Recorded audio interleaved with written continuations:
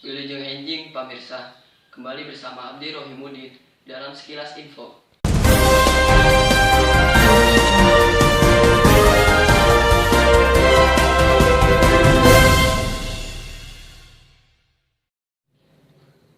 Tanpa rasa hariwang, Awang Darmawan 33 tahun ngakut 162 kg ganja garing.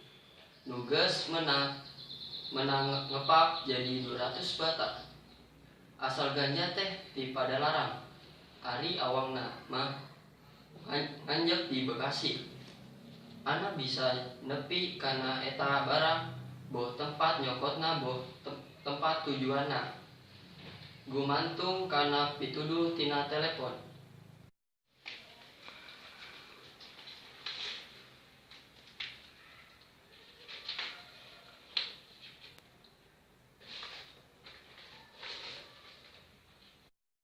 Seorang pelaku yaitu seorang pengedar.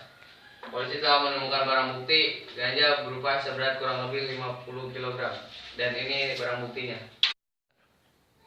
Demikian Sekilas Info. Salam dan sampai jumpa.